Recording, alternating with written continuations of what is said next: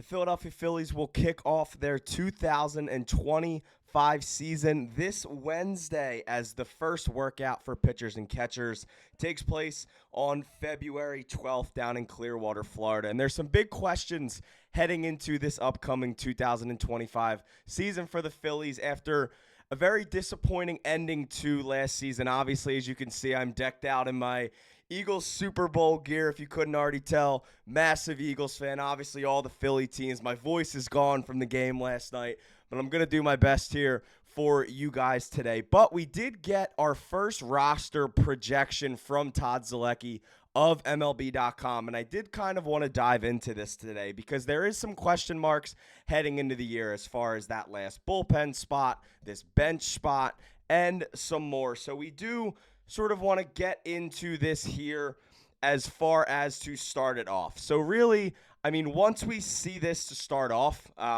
the most of the positions I would say are pretty locked down.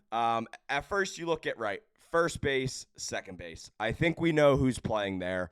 Bryce Harper has now officially moved to first base. Last year was his first full real season there. Obviously, as we all know, nothing's changing there. Bryson Stott is a big one for this year. A tough season last year for Stott. He was sort of dealing with that elbow injury last year. Listen, I think it's going to be a big bounce back year for Stott. I think this is going to be a very good season for Stott. I think he's going to remind a lot of people why he is here. So really, once again, first base, second base is pretty locked down. As far as the left side of the infield as well. Shortstop, you have Trey Turner.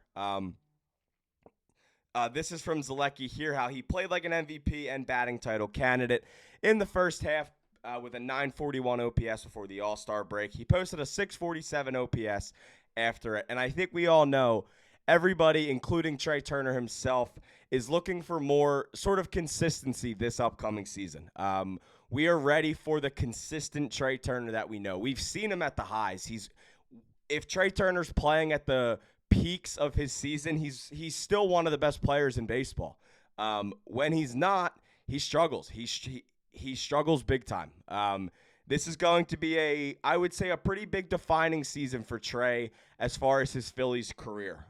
After sort of that ending last year and a really bad playoffs for Trey versus the Mets, this is a big season for Trey Turner. He will be holding it down at shortstop on this roster. Third baseman Alec Bohm, a guy who was probably the most talked about in trades this past offseason, but when it comes down to it and you take the contract and you take the player and you put those two things together, there is value for Alec Bohm to this team. He's not an expensive player right now. Obviously, yes, he is going to get that contract eventually once his deal is up. I don't think it's going to be from the Phillies, but that also depends on the next year that he has. If he has an unbelievable season, then, maybe they're going to try and make something work.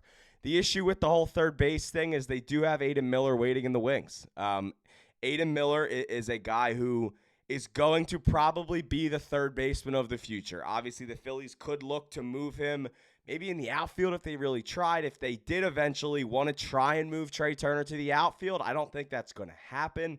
But if they did that, maybe Aiden Miller could play short. But I will say this, Aiden Miller is going to be on this team eventually when he is ready. And right now, the most likely spot for him is third base. But as far as the 2025 season, this is Alec Bohm's position, and he is here to prove people wrong. The catchers, this is where it starts to get interesting. So Zolecki has Rafael Marchand listed as the backup behind JT Realmuto, and he says everybody knows that Realmuto, who will be a free agent after the season, is the guy, although nobody knows exactly how many games he will start. The backup battle is interesting. Marchand is perceived as the favorite over Stubbs, who has been the backup each of the past 3 seasons because Marchand is out of minor league options and Stubbs is not. Garrett Stubbs has one more option remaining, which is why a lot of people think that Stubbs will start the year in AAA. This isn't a situation where you let Marchand go. I think this is the chance where you sort of see what he has to his game as an everyday backup. It's really only been the times where we've seen Marchand as a guy if JT's been hurt or Stubbs has been hurt? Can he be the guy? Can he be the backup full-time for the season? If yes, then you have your answer.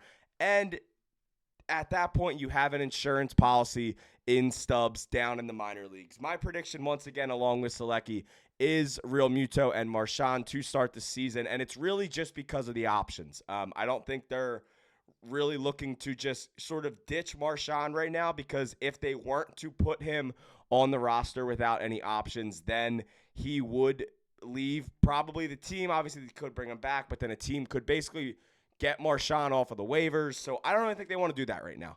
So as far as the catchers, yes, I am thinking to start opening day, it is going to be Realmuto and Marchand again. As far as the outfield, I think we know the DH spot right down there at the bottom. Kyle Schwarber, no ifs, ands, or buts. I don't really need to talk much more about that. Hoping that the Phillies extend Kyle Schwarber soon. I would love for them to get that done even before this season starts. Kyle Schwarber is your number one priority to get an extension done with, and I don't really know if there's an argument to that right now. Kyle Schwarber is a winner. He's the leader of this clubhouse, and he needs to be here until he retires. As far as the outfield, it seems like from what Dave Dombrowski said to us reporters in the press conference a few weeks ago, the starting outfield on opening day, there's a very good chance Max Kepler in left, Brandon Marsh in center, and Nick Castellanos in right, meaning that Johan Rojas would probably be the fourth guy off of the bench. This Phillies team like Rojas. They like his game, and obviously they want more. That is the big thing from Rojas. What can you get from Rojas at the plate? I think we all know the glove. The glove is one of the best in the league. The speed is arguably the best in the league. But what are you getting from the plate? Because you have a guy that's on the bench, and you want your bench bats to be able to hit. And if Rojas isn't that guy, then they're going to have to make a decision eventually. But I do believe that they do start with Rojas on the opening day roster, like Zolecki said. This is where things, I would say, probably get interesting. As far as the bench, he has Edmundo Sosa and Weston Wilson. And I'm not going to lie, I am agreeing with everything that Zolecki says right now. He says in this article there are probably only 2 bench spots up for grabs, because there's usually 4, and Marchand or Stubbs, and then Edmundo Sosa, who is a lock. Wilson, Clemens, and Buddy Kennedy might be the top candidates for that job. The Phillies have a lot of left-handed hitters on the roster, so Wilson makes sense if they're looking for balance. He hits right-handed, and for somebody to occasionally play left against a tough left-handed pitcher. But once again, both Clemens and Buddy Kennedy are out of options, so if they don't make the team, the Phillies could lose them. They could maintain organizational depth and go with another lefty bat in Clemens, at least to start the season. So I think right now, as far as that spot that's not Edmundo Sosa, it's, in my opinion, it's probably between Wilson and Clemens. That's kind of where I think the biggest back and forth is right now. I would probably, it's tough. This is probably the toughest decision they'll have to make. I'd probably lean Weston Wilson just to sort of balance out the righty-lefty. I think this Phillies team is loaded with lefties. And if it would be very nice to have another right-handed hitter off the bench. But if they do believe in Edmundo Sosa's bat off the bench, then they could look to maybe have Clemens there sort of as the lefty. And then really, I think we all know sort of what we're getting out of the starting pitching. There's no surprises here.